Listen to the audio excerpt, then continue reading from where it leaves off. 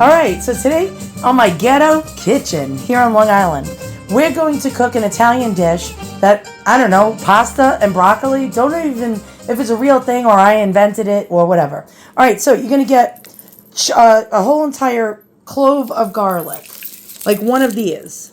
And you're going to peel it, and you're going to break off the little pieces, and you're going to chop it into finely thin little pieces. Make sure it's not product of China.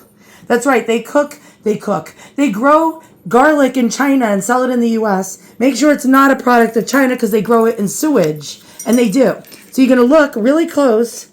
And this says product of Argentina. Okay, clean country. All right, next, you're going to get a big bag of organic broccoli florets. And it's going to be frozen. And you're going to try to get the non-GMO, free from synthetic pesticides, organic if you can.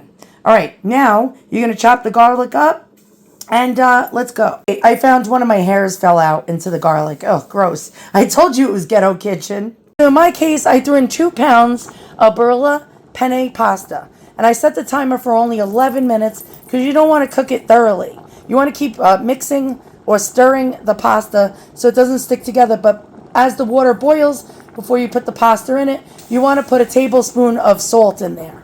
All right, so as you're cooking your pasta, you're going to want to get a big saute pan, and you're going to want to heat that baby up, and you're going to want to put oil in. So let's put the Earl in. Oh shit, I let this go for too long. In this case, we might be getting a splatter, so stand back. Stand far back enough that you get oil. Earl, as they say in Brooklyn. So once your Earl gets nice and hot, like really nice and hot, where it's about to sizzle, you're going to lower the heat, because I have it at the highest heat right now. You're going to lower the heat to medium or low. For the initial, how much oil do you put in? I don't know, just to coat the bottom of the pan and then some. And you can always add more oil later. So try not to put too much oil in the beginning, because we're going to coat the pasta and the broccoli with it. All right, so this is looking hot enough. You can see steam coming out of it. And we're going to want to put our garlic in here and then lower the heat immediately, because then you'll have burnt garlic, and nothing is worse than burnt garlic.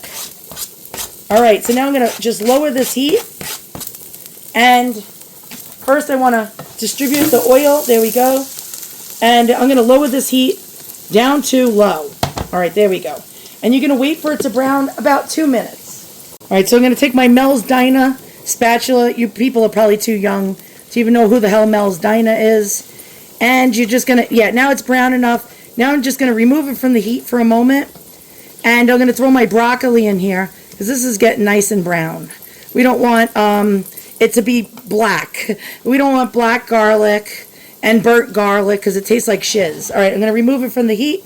We're going to throw our broccoli florets in there. And how much you want to put in there is up to you. And I'm going to go ahead and do that just to show you. There we go.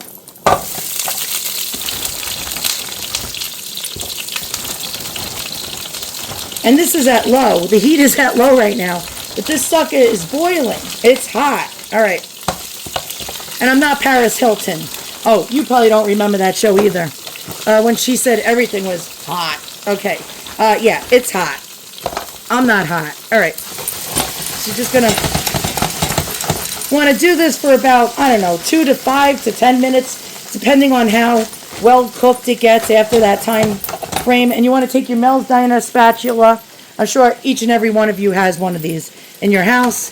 And you're just going to want to keep moving it around, distributing the garlic, which is, I think, a little too overdone. I overdid it. Oh, okay. And you just want to move this around. Yeah, as you can see, I'm not Julia Childs over here, all right? I'm not Emerald either. Bam! All right, so let's just get this going. It's hard as a rock because it's frozen. And now I'm going to put a little, you know, we're just going to do this like a professional. And my pasta is now, I'm going to taste it. It's got to be al dente. Oh, we got to get the lid. We're going to put this, there we go, and come back to that in about 5 minutes. Okay, so I raised the heat on the broccoli to medium. Now it's at medium. And I'm tasting the pasta now to make sure it's al dente. Okay, it's too undercooked. You want it almost cooked. Well, I'm tasting it, by the way. You want it almost cooked, but not yet. All right, so we're going to put another minute on that. And in the meantime, you want to get some starch water. Let's go ahead and get some starch water before you strain the macaroni, or what I like to call pasta. And you're going to get as much of the starchy water as you can from like a ladle, and get as much of the starchy water as you can. I'm going to put a couple of ladlefuls of this starchy pasta water in here. I'll do 3 ladlefuls, which is probably too much. But there we go. I'm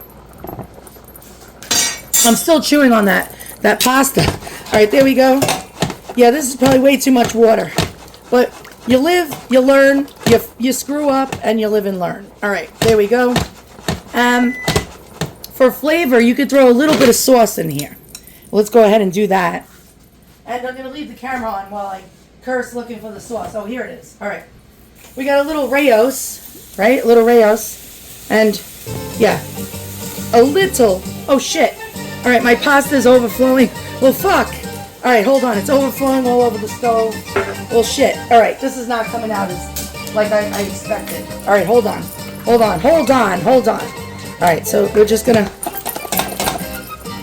we want to mix it in with that starchy water to give it some kind of flavor. Oh, okay. I'm going to take the pasta out and strain it now while it's al dente, and I'll be back. All right, so I'm going to take a little of this. If you live in New York and you're Italian, you know what Locatelli brand Pecorino Romano is. It's very expensive, but it's fantastic. So while this is simmering, I'm just going to throw just a little bit in there to give it flavoring. At the end, we're going to add more. All right, so now we're going to just saute this around. And now we're going to start to put our pasta in after we tasted our broccoli. And we feel confident that the broccoli is tender or getting tender. And there we go. We're mixing our Rayos with the starch water and oil. And they say oil and water don't mix. Well, this is proof that it does. All right, so let's get some of our pasta in here. I have it in the strainer. And I made 2 pounds of pasta.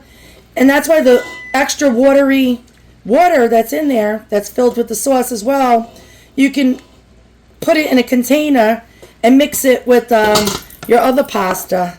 Like you want to have more dishes for multiple days, this is perfect. So let's continue to move this around. While this is simmering, I'm just going to throw a little bit more of this. This is very fattening. If you're on a diet, don't try it. All right? And that's going to melt the cheesy goodness into the pasta and the broccoli. And I want to just add a little more sauce into this.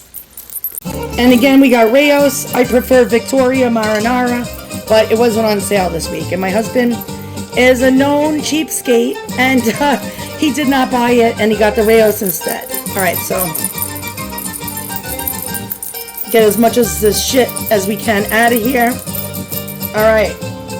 And now I have the heat on high. I should lower it just a little bit, but we're going to get our Mel's Diner spatula and just move this shizz all around. And so, it's just got a little sauce on it, right? Give it a little flavor to add to the oil and the garlic. And now we have our extra pasta that I could put in a container, and we can do other things with it tomorrow. So there we go. Look how good this is starting to look.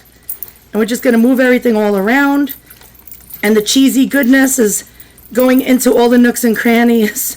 And again, if you're on a diet or you're worried about your cholesterol, this may not be the meal for you. Although it has vitamin goodness from the broccoli and the olive oil is good for your skin, this might not be for you. All right, let's go ahead. And all right, now we're going to just do this whole and lower the heat just a little. All right, I'm lowering the heat just a little. And then I'm just going to put the lid on it. If I can find the damn lid. Oh, here it is. And as you can tell, this is Ghetto Cooking 101. And we're going to leave that for about maybe 3 to 5 minutes. All right, some of you don't like the excess cheese. You don't have to put the cheese on.